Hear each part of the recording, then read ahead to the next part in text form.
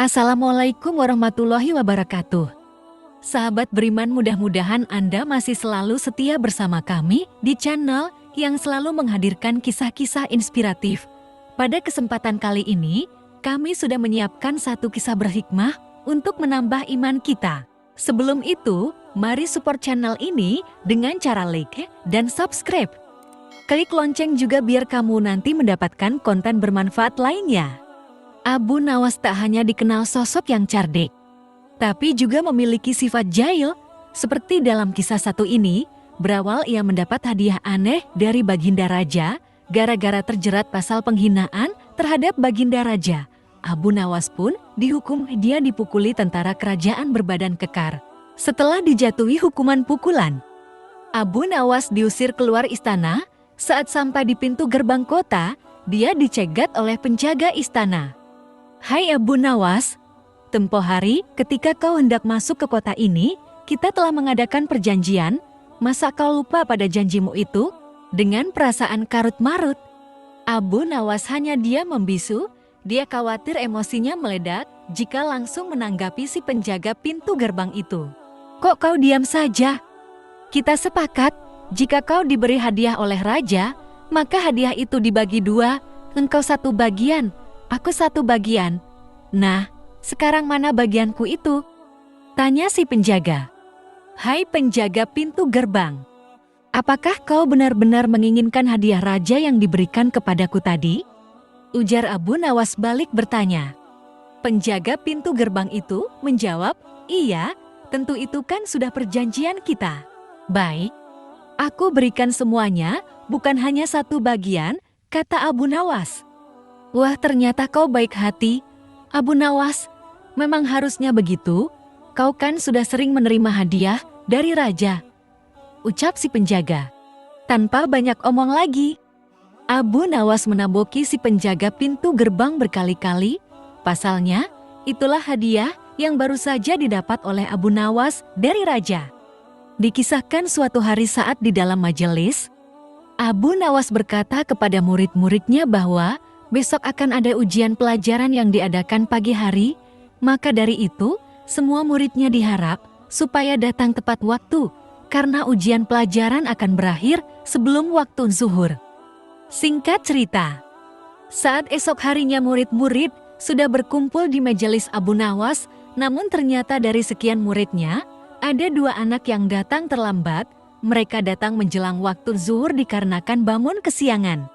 Sebelum memasuki majelis, kedua murid itu membuat kesepakatan, kalau ditanya tuan guru kenapa terlambat, kita jawab saja keledai yang kita naiki kakinya pincang, jalannya lambat, jadi kita terlambat.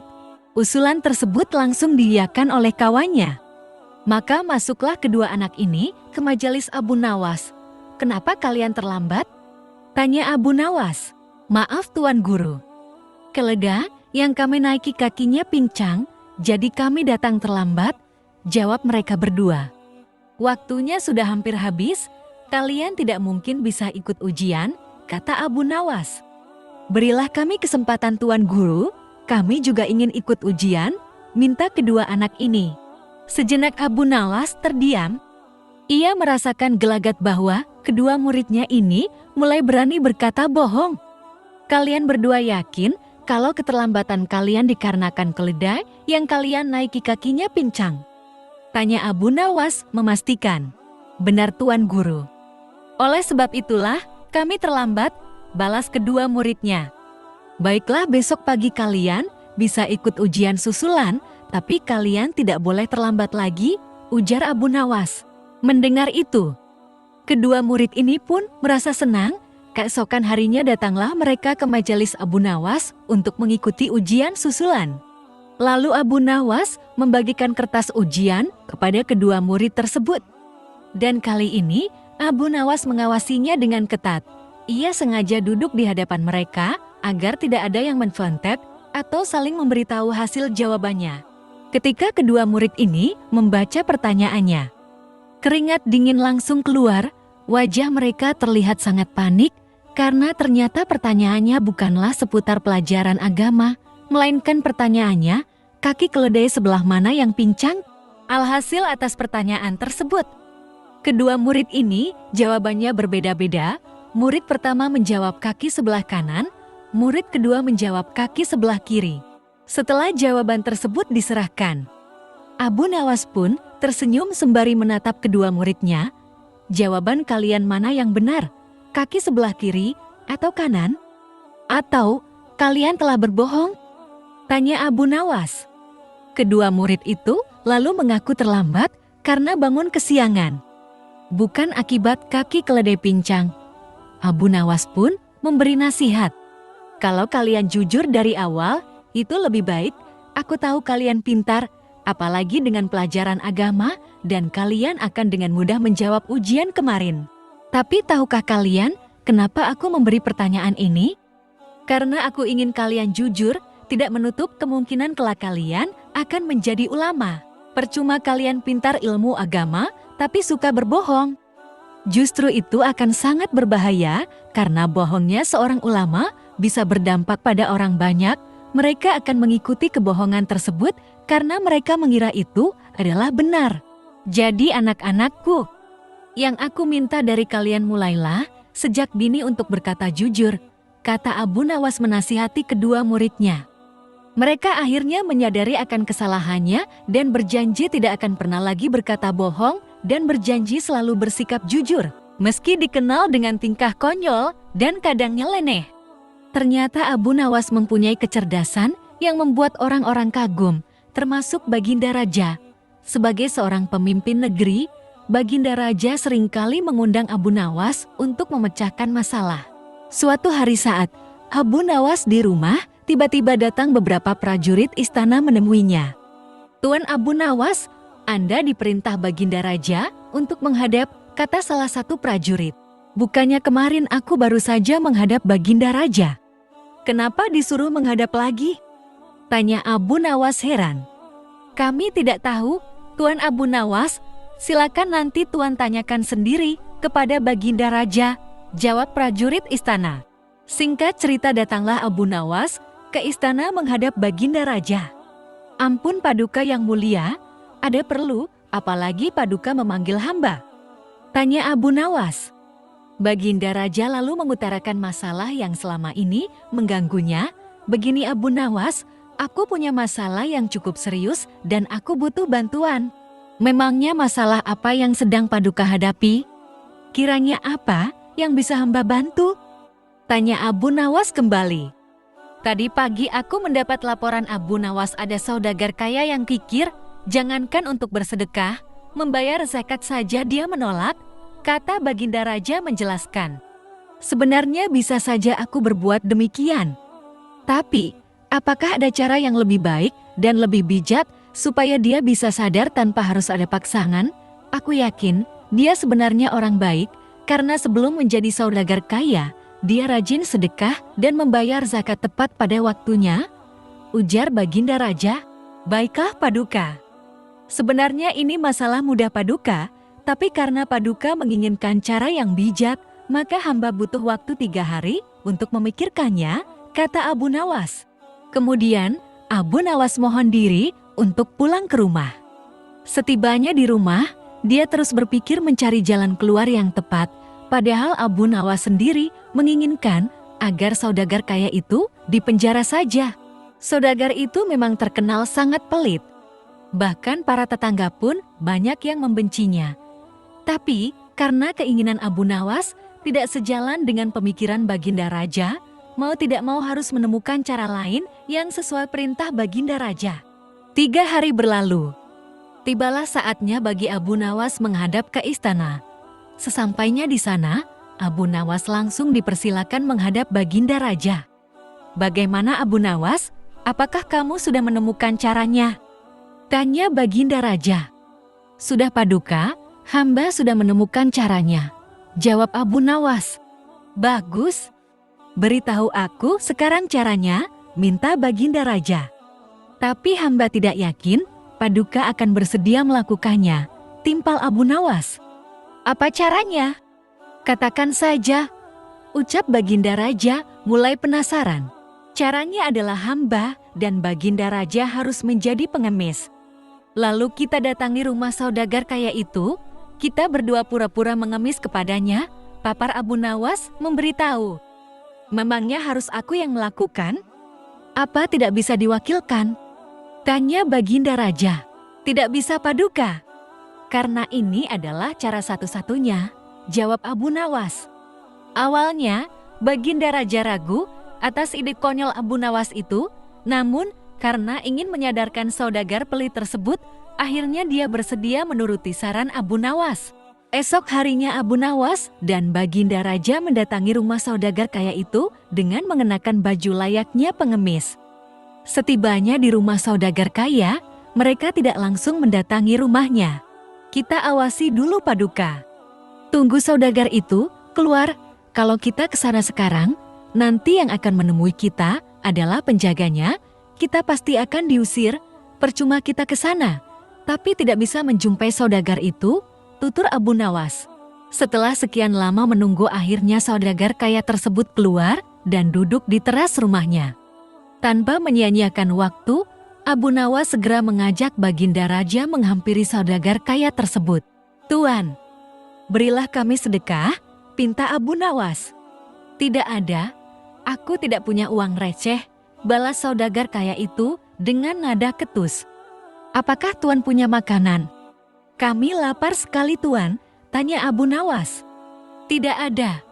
Sana pergi kalian," jawab saudagar tersebut mulai emosi. "Baiklah, kalau begitu kami minta air putih saja Tuan," balas Abu Nawas. "Kalian ini tuli atau gimana sih? Sudah aku bilang tidak punya apa-apa. Sana pergi kalian, jangan ganggu aku," bentak saudagar kaya. Di saat itulah Abu Nawas memulai akal cerdiknya. "Kasihan sekali, kalau Tuan tidak punya apa-apa, kenapa Tuan tidak ikut saja sama kami? Kita mengemis bersama-sama Tuan," ajak Abu Nawas. Akibat perkataan Abu Nawas ini, saudagar kaya menjadi salah tingkah antara marah, tersinggung, malu, bercampur aduk menjadi satu. Ia pun terdiam untuk beberapa saat. Tiba-tiba terlintas di benaknya ingatan masa lalu. Dahulu, dia adalah orang miskin, tapi rajin bersedekah. Namun sekarang setelah kaya raya, justru menjadi orang kikir. Wajahnya yang tadinya terlihat galak, kini malah tertunduk lesu. Bagaimana? Apakah Tuan memilih jadi orang miskin atau orang kaya? Kalau masih ingin jadi orang kaya, jangan lupa sedekah dan bayarlah zakat. Kalau tidak mau sedekah, mengemis sajalah seperti kami, tutur Abu Nawas. Kemudian Abu Nawas menukil salah satu ayat Al-Quran tentang ancaman pedihnya siksa neraka bagi orang-orang yang enggan membayar zakat dan bersedekah.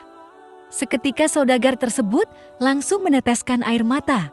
"Astagfirullah, aku kilaf telah berbuat zalim," kata saudagar kaya itu sesenggukan.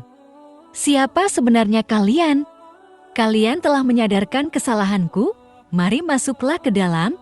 Aku akan memberikan kalian makanan," ajak saudagar kaya tersebut. "Tidak perlu.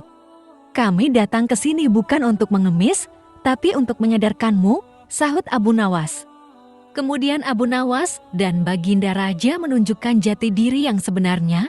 Betapa kagetnya saudagar kaya itu, karena ternyata orang yang ada di hadapannya adalah rajanya sendiri. Saudagar kaya itu pun langsung duduk bersimpuh memohon maaf kepada Baginda Raja. Sejak kejadian tersebut, akhirnya saudagar kaya ini rajin sedekah dan taat membayar zakat. Cerita Abu Nawas kali ini terjadi ketika dia menolong sosok pemuda asal Mesir. Bermula ketika ada seorang pemuda Mesir datang ke Baghdad untuk berdagang sambil membawa harta yang banyak sekali. Suatu malam, ia bermimpi kawin dengan anak Tuan Kadi Hakim dengan mahar sekian banyak. Tuan Hakim yang mendengar kabar itu langsung mendatangi si pemuda Mesir dan meminta mahar anaknya. Tentu saja, pemuda Mesir tersebut tidak mau membayar mahar karena hanya mimpi. Tuan Hakim arogan. Ia merampas semua harta benda tersebut sehingga pemuda Mesir itu menjadi seorang pengemis, gelandangan, dan akhirnya ditolong oleh wanita tua penjual kahwa kopi. Pada suatu sore, ketika Abu Nawas sedang mengajar murid-muridnya, wanita tua beserta pemuda Mesir tersebut datang ke rumah Abu Nawas. Wanita tua itu berkata beberapa patah kata, Kemudian diteruskan si pemuda Mesir. Setelah mendengar pengaduan mereka, Abu Nawas meminta murid-muridnya menutup kitab. Sekarang pulanglah kalian. Ajak teman-teman kalian datang kepadaku pada malam hari ini sambil membawa cangkul, penggali, kapak, dan martil, serta batu. Ternyata Abu Nawas dan murid-muridnya beraksi memporak-porandakan rumah Tuan Hakim. Tidak ada yang bisa dilakukan oleh Tuan Kadi selain melaporkan perbuatan Abu Nawas dan murid-muridnya kepada Baginda Raja. Mengapa kamu dan murid-muridmu menghancurkan rumah Kadi? Tanya Raja. Karena mimpi. Paduka yang mulia, jawab Abu Nawas. Hanya bermodal mimpi kamu hancurkan rumah Kadi? Tanya Baginda lagi. Betul, Paduka, hal itu juga yang dilakukan oleh Tuan Kadi kepada pemuda Mesir, jelas Abu Nawas. Apa maksudmu? Tanya Raja yang belum mengerti. Abu Nawas lalu memanggil pemuda Mesir beserta wanita tua penjual kahwa supaya menceritakan perbuatan Tuan Kadi. Raja akhirnya memecat Tuan Hakim dan diperintahkan mengembalikan seluruh harta kepada pemuda Mesir. Sedangkan langkah Abu Nawas mendapat banyak pujian. Abu Nawas suatu hari sedang melihat-lihat kebunnya yang sudah lama tidak terurus. Ketika asyik di dalam kebun, tiba-tiba ada seseorang yang masuk. "Hei, ngapain kau masuk ke kebunku?" ujar seorang lelaki yang dijuluki Tuan Tanah kepada Abu Nawas. Abu Nawas pun kaget dan langsung membantahnya. "Apa? Ini kebun milikku tahu, kau jangan mengaku-ngaku," ucapnya. Tapi si Tuan Tanah sangat kekeh. Dia mengatakan kebun tersebut miliknya. Begitu juga dengan Abu Nawas. Keributan pun tidak bisa dihindari, keduanya sama-sama tidak mau mengalah. Dikarenakan pada zaman itu tidak ada yang namanya sertifikat tanah. Jadi Abu Nawas tak mempunyai bukti yang kuat atas kepemilikan kebun tersebut. Tidak ada jalan lain bagi Abu Nawas kecuali melapor kepada Baginda Raja. "Ayo kita adukan masalah ini kepada Baginda Raja," ucap Abu Nawas. Tantangan tersebut tidak membuat si Tuan Tanah mundur. Ia tetap meladeni permintaan Abu Nawas. Keduanya pun pergi ke istana untuk menghadap Baginda Raja. Abu Nawas pun mengadu. "Wahai Paduka yang mulia, hamba mempunyai kebun di suatu daerah, tapi tiba-tiba dia mengaku-ngaku kalau kebun tersebut miliknya," kata Abu Nawas. "Ini masalah rumit Abu Nawas. Supaya masalahnya bisa diputus secara adil, maka mesti ditangani hakim yang bijaksana," ujar Baginda Raja angkat tangan. "Saya setuju Baginda Raja," balas Abu Nawas. "Tapi yang menjadi persoalannya adalah siapa yang bisa menjadi hakimnya. Sebab ini bukan perkara mudah. Biasanya kalau ada urusan ruwet seperti ini, Abu Nawas lah solusinya, tapi kini justru dia sendiri yang mempunyai perkara, jadi harus dicari hakim yang selevel dengan Abu Nawas untuk menangani kasus ini." Baginda Raja akhirnya mendapat hakim yang paling baik reputasinya di kota Baghdad. Hakim ini terkenal cerdas dan berwibawa. Orang-orang yang perkaranya ditangani olehnya selalu puas dengan hasil keputusannya. Baginda Raja yakin hakim ini pasti akan memutuskan perkara dengan seadil-adilnya. Maka pada hari yang sudah ditentukan, sidang pun dilakukan di salah satu ruang istana. Dalam sidang itu, selain pihak yang bersengketa, hadir juga Baginda Raja. Rupanya ingin tahu siapa sesungguhnya yang mengaku-ngaku dan menjadi biang kerok masalah ini. Baginda Raja yakin kalau klaim Abu Nawas atas kebunnya tidak mengada-ada.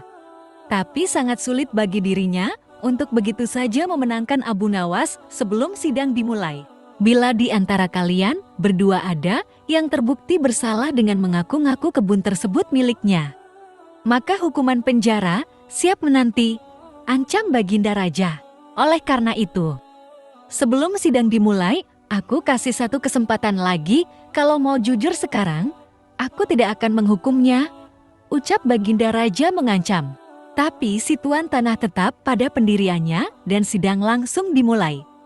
Untuk menguji kebenaran atas pengakuan kebun itu, maka sang hakim bertanya kepada kedua belah pihak yang bersengketa, "Berapa jumlah pohon di dalam kebunmu?" tanya hakim kepada Tuan Tanah. Si Tuan Tanah tampak kebingungan. bahkan cenderung panik, sedangkan Abu Nawas terlihat lebih tenang, padahal dia sendiri tidak tahu jumlah pohon yang ada di kebunnya karena tak pernah menghitungnya, lagi pula siapa yang sudi menghitung pohon di kebun? Setelah terdiam agak lama, Hakim kembali berkata kepada si tuan tanah, "Bagaimana mungkin Anda mengaku kebun tersebut milik Anda, sementara tidak mengetahui jumlah pohonnya?" Si tuan tanah hanya menunduk dalam-dalam. Ia tampaknya grogi berat. Melihat tuan tanah ini, Hakim dan Baginda Raja makin yakin kalau si tuan tanahlah yang berbohong. Kemudian pertanyaan tadi juga diajukan oleh Hakim kepada Abu Nawas. "Sekarang giliranmu Abu Nawas, berapa jumlah pohon yang ada di kebunmu?" tanya sang Hakim. Sebelum hamba menjawabnya, "Bolehkah hamba bertanya kepada Tuan Hakim?" ucap Abu Nawas. "Silakan Abu Nawas," jawab Hakim. "Berapa lama Anda menempati rumah Anda?" tanya Abu Nawas. "Kira-kira sejak beberapa tahun yang lalu." "Memangnya kenapa Abu Nawas?" tanya balik Tuan Hakim keheranan. "Tidak, hamba cuma mau bertanya berapa jumlah genting yang ada di rumah Anda," tanya Abu Nawas lagi. Hakim tersebut langsung gelagapan dengan pertanyaan Abu Nawas. Ia tidak bisa menjawabnya, lalu sang Hakim mengumumkan keputusan persidangan kali ini. Kebenaran ada di pihak Abu Nawas. "Dan kau tuan tanah, karena telah berbohong, maka akan dihukum penjara," ujar sang Hakim, lalu mengetok palu dan persidangan selesai. Bisa ditebak wajah pucat tuan tanah itu saat dirinya diseret ke penjara. Hakim yang terkenal adil dan bijaksana ini mengakui terkadang kecerdasan dan kegeniusan bisa patah oleh argumen. "Saya belum pernah kalah. Kecuali dengan kau Abu Nawas," pungkas sang Hakim mengakui kehebatan Abu Nawas. Suatu hari, Abu Nawas mendapat tugas menangkap angin dari Baginda Raja. Berawal sosok lugu itu yang kaget ada utusan raja datang ke rumahnya, kemudian membawa dia untuk datang ke istana. "Akhir-akhir ini aku sering mendapat gangguan perut. Kata tabib pribadiku, aku kena serangan angin," ujar Baginda Raja memulai pembicaraan. "Ampun, tuanku, apa yang bisa hamba lakukan hingga hamba dipanggil?" tanya Abu Nawas. "Aku hanya menginginkan engkau menangkap angin dan memenjarakannya," kata Baginda Raja kali ini menantang Abu Nawas. Tentu saja, Abu Nawas bingung bukan kepalang mendapat tugas menangkap serta memenjarakan angin. Kalaupun berhasil, dia tidak yakin bahwa yang ditangkapnya itu angin karena tidak kelihatan. Tapi bukan Abu Nawas jika tidak mempunyai banyak akal. Setelah diberi waktu 3 hari, Abu Nawas kembali menuju istana. "Sudahkah engkau berhasil memenjarakan angin, hai Abu Nawas?" tanya Baginda Raja tanpa basa-basi lagi. "Sudah Baginda Raja yang mulia," jawab Abu Nawas, membuat orang-orang di istana penasaran. Pria yang dikenal dengan 1000 akalnya itu mengeluarkan botol yang sudah disumbat, kemudian Abu Nawas menyerahkan botol tersebut. "Mana angin itu, hai Abu Nawas?" tanya Baginda sambil menimbang-nimbang botol tersebut. "Di dalam, Baginda Raja yang mulia," jawab Abu Nawas. "Aku tidak melihat apa-apa," kata Baginda Raja. "Ampun tuanku, memang angin tidak bisa dilihat, tetapi bila Baginda Raja ingin tahu angin, tutup botol itu harus dibuka terlebih dahulu," kata Abu Nawas menjelaskan. Setelah tutup botol dibuka, Baginda Raja mencium bau busuk. Bau tersebut tidak asing bagi Raja, karena bau yang menyengat hidung itu adalah bau kentut. "Bau apa ini, hai Abu Nawas?" tanya Baginda Raja marah. "Ampun tuanku, tadi hamba buang angin dan hamba masukkan ke botol. Karena hamba takut angin yang hamba buang itu keluar, maka hamba memenjarakannya dengan cara menyumbat mulut botol." Beginilah kisah Abu Nawas yang divonis mati gara-gara buang air besar BAB di kali. Berawal saat sosok humoris itu menjelajahi hutan bersama Baginda Raja. Kala itu Baginda Raja mengajak Abu Nawas untuk mengawal dirinya. Sepanjang perjalanan ke hutan, keduanya dan beberapa pengawal menyusuri sungai. Raja mengingatkan kepada Abu Nawas serta para pengawal soal undang-undang kebersihan lingkungan. Salah satu pasal undang-undang tersebut berisi, dilarang buang air besar di sungai kecuali raja atau seizin raja. Pelanggaran atas pasal ini adalah hukuman mati di tengah pengembaraannya di hutan. Raja kebelet buang air besar dikarenakan di dalam hutan, raja BAB di sungai yang airnya mengalir ke arah utara. Ketika raja buang air besar, Abu Nawas ikut BAB juga di sebelah selatan raja. Begitu raja melihat ada kotoran lain selain kotorannya, dia langsung marah.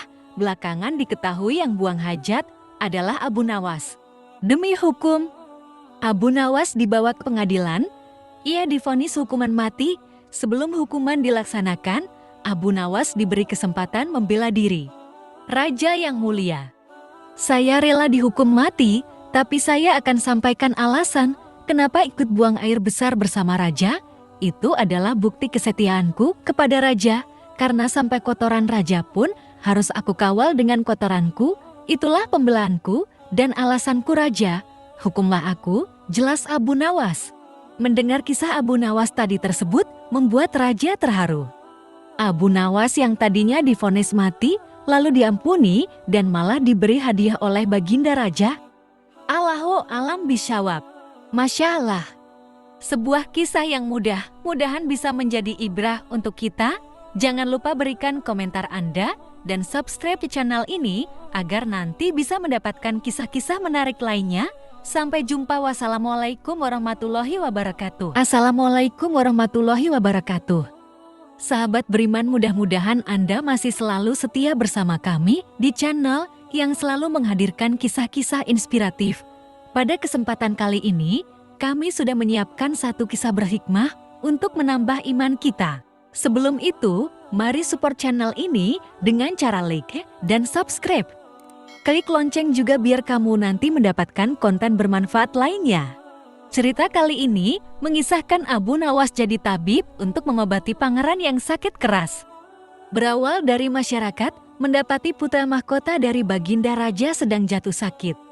Banyak tabib yang sudah didatangkan ke istana untuk mengobati sang pangeran, namun tak satu pun berhasil menyembuhkannya.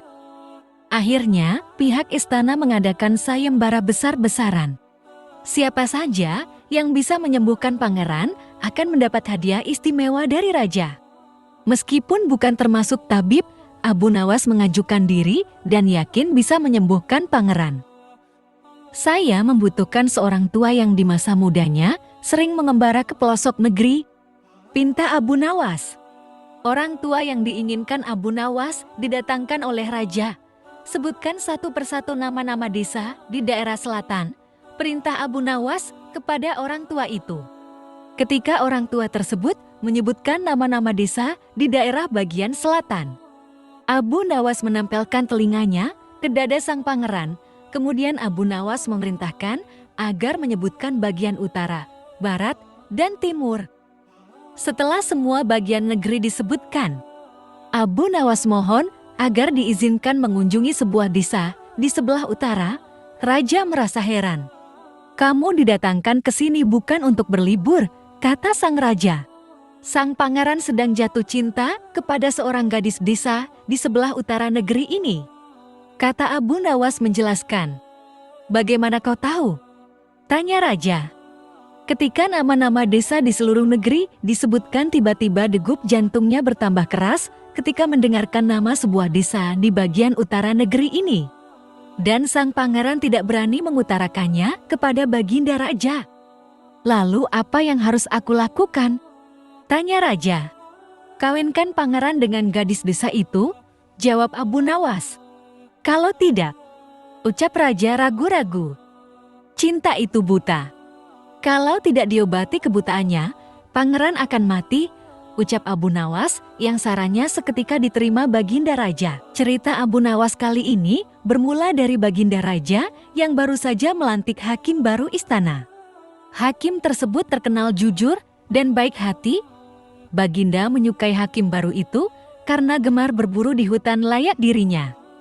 Di sela-sela waktu santai, baginda raja memanggil hakim baru tersebut untuk menghadapnya.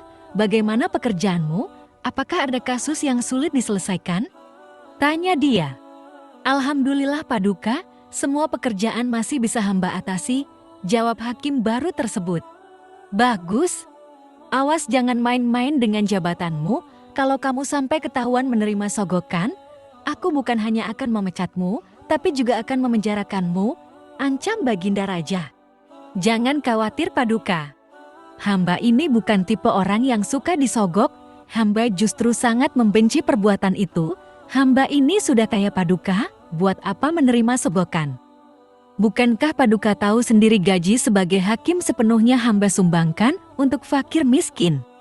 Ujar hakim baru itu. Baiklah aku percaya.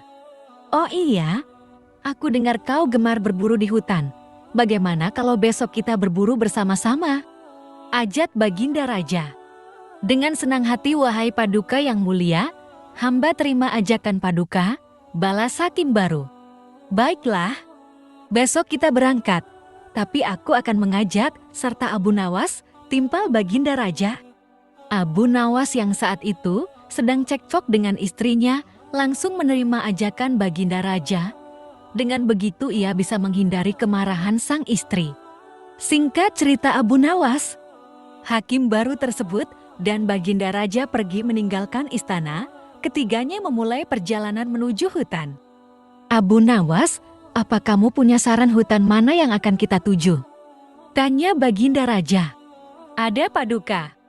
Hutan di seberang lautan, di sana banyak hewan kijang, tapi hutan tersebut terkenal angker, jawab Abu Nawas. Sama setan saja masak takut, ayo kita ke sana. Balas Baginda Raja. Ketiganya lalu menuju hutan yang terkenal angker.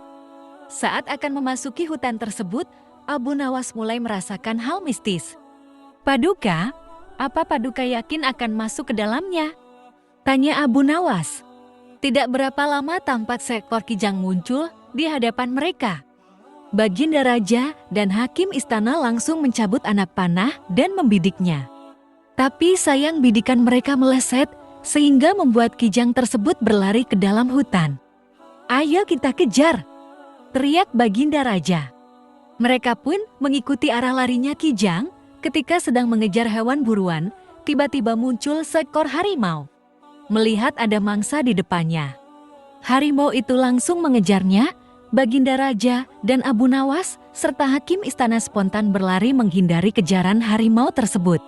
Setelah beberapa lama kemudian, akhirnya mereka bertiga pun selamat. Namun alangkah terkejutnya mereka saat mengetahui tengah berada di dalam hutan. Pasalnya, mereka bertiga tersesat di tengah hutan yang angker. Mereka tidak tahu harus meminta bantuan kepada siapa. Di tengah situasi yang mencekam itu, tiba-tiba muncul kakek tua misterius yang berpakaian serba putih. Kakek tua itu menanyakan perihal kedatangan mereka ke hutan tersebut. Kenapa kalian sampai ke tempat ini? Tahukah kalian kalau tempat ini sangat berbahaya? Tanya kakek tua tersebut. Kami tersesat, Kek. Apakah kakak bisa membantu kami? Kata Baginda Raja. Aku bisa membantu kalian, tapi masing-masing dari kalian hanya dibatasi satu permintaan. Balas kakek tua. Kemudian, Baginda Raja mengungkapkan keinginannya. Begini, Kek, aku ingin pulang ke istana. Aku ini adalah raja. Aku tidak ingin kehilangan istanaku. Minta Baginda Raja. Baiklah, keinginanmu aku kabulkan, jawab kakek tua. Seketika Baginda Raja langsung menghilang dan dengan sekejap, ia sudah berada di istananya duduk di singgasana bersama sang permaisuri. Syukurlah akhirnya aku bisa kembali berada di sini, ucap Baginda Raja.